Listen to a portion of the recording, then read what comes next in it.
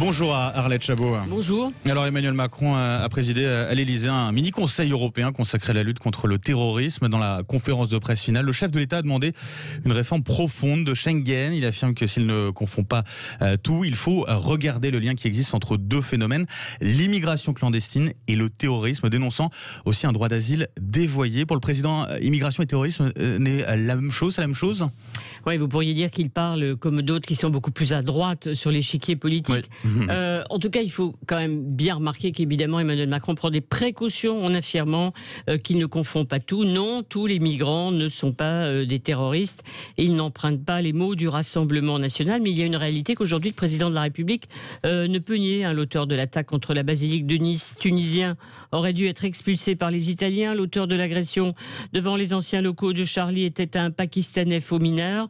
Et l'assassin de Samuel Paty, réfugié avec sa famille tchétchène. Alors, les propos d'Emmanuel Macron peuvent surprendre aujourd'hui, mais en fait, on a oublié, parce qu'on oublie tout, que le président avait déjà évoqué en octobre, c'est-à-dire il y a un an ou presque, 2019, devant les parlementaires de Strasbourg, un contournement du droit d'asile européen. Et un mois plus tôt, il avait demandé à ses parlementaires, les marcheurs, eh bien, de se saisir des sujets comme l'immigration et la sécurité, parce que l'élection de 2022 se jouerait sur ces deux thèmes.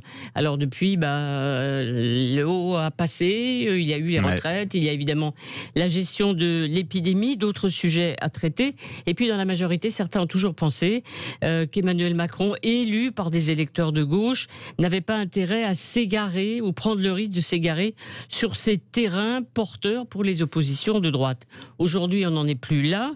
D'abord parce que les Français ne supportent plus la moindre tolérance à l'égard des violences.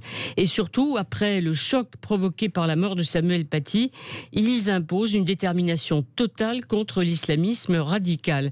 Et puis aussi politiquement, c'est plus clair, avec Jean Castex à Matignon, Gérald Darmanin à l'intérieur, Jean-Michel Blanquer, défenseur de la laïcité à l'éducation.